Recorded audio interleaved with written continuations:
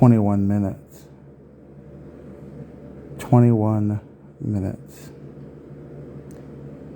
The date was December 17th, 1996. The little alarm clock on my beeper woke me from my nap. It was already dark. It was warm for a December day, but it was snowing. The pavement was wet rather than slippery. Large clumps of white snow falling to the earth. Warm, but the humidity, the humidness of the snow made it all a sticky kind of chilly. I had to get out to my car and go pick up a friend. I had stayed on campus for most of Christmas break, and my friend was working his job at a mall not far from the dormitory. So I zipped over and I picked him up. I popped into my cassette deck I was still using in my old used car. Music by Hammer, the Funky Headhunter, which was already a couple years old by then, but I was one of about 24 fans in the world that seemed to have liked that album. We cruised through Taco Bell real quick and we got some food and we headed back to the dorm, and I marveled at the fact when I looked at the clock that the whole enterprise had taken 21 minutes.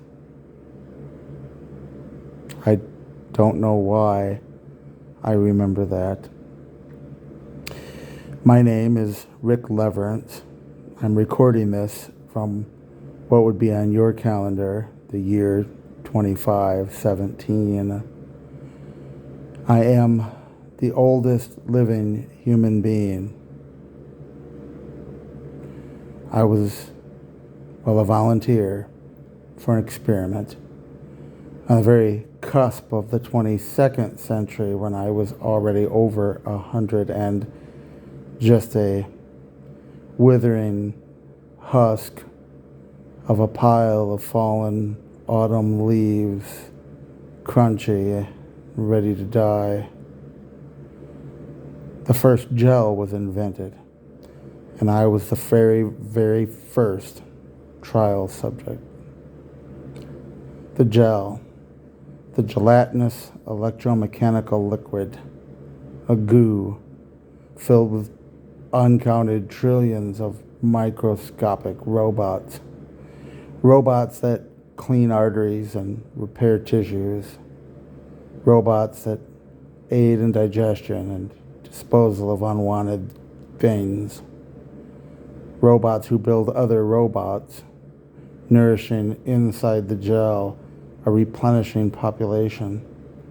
Robots that create proteins and perfectly balanced sustenance out of whatever slop you manage to give it. Don't even eat normal food most of the time, as we would have called it in that early century of my existence. We mostly drink milk.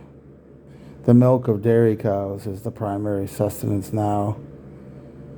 It goes into the body and into the gel, and it fuels the gel, and the gel uses it, breaking down the proteins and the fats and the carbohydrates into a nice, perfect balance.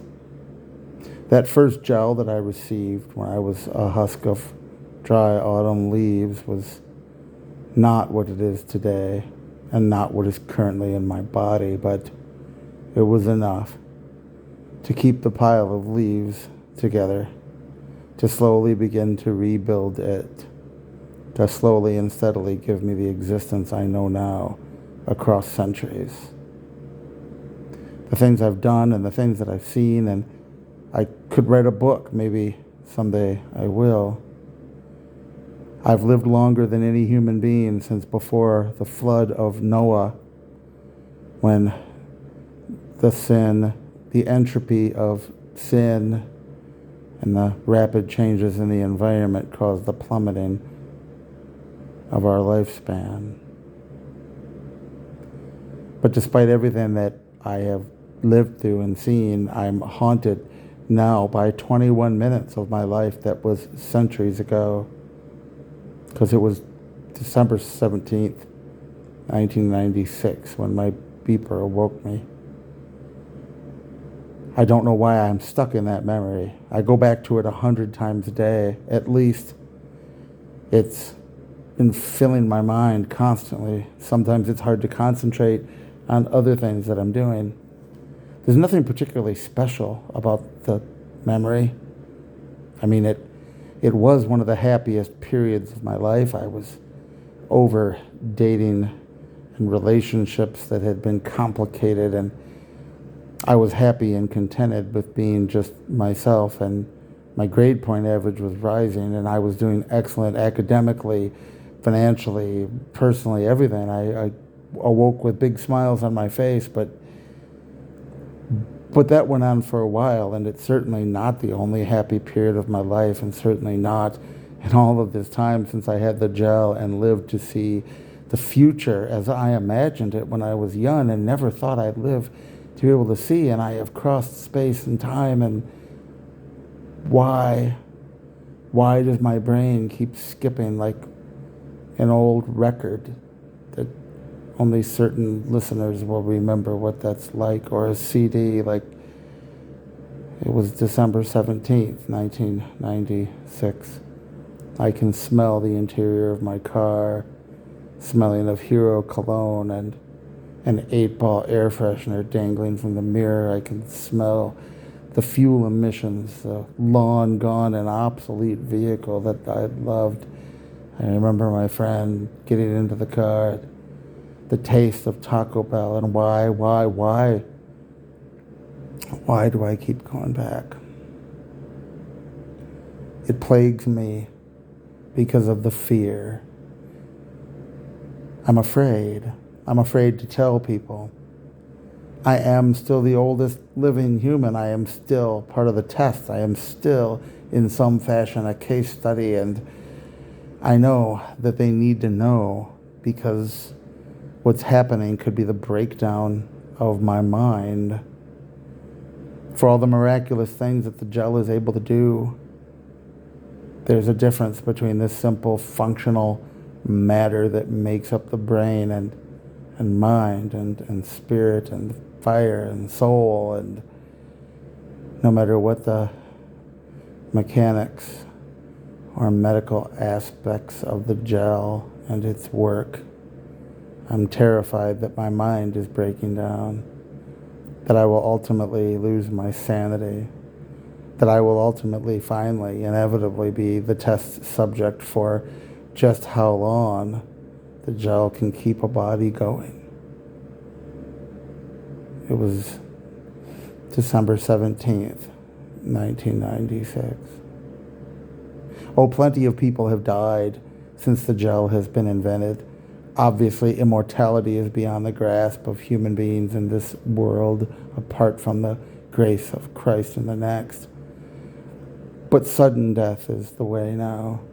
An accident, a battle with enemies in deep space, a malfunction, anything random that makes the body break apart or splat, things that can't be repaired by microscopic medics living in our blood.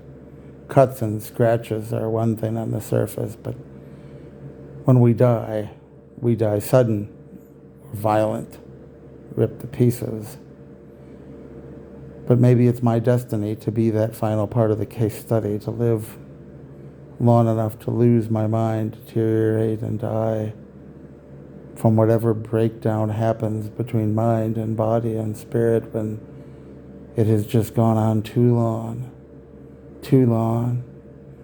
If only I understood what it was. Part of me, perhaps already insane, thinks that if I could solve the riddle of why those 21 minutes in time. It was December 17th, 1996, and my little beeper alarm clock awoke me from my nap.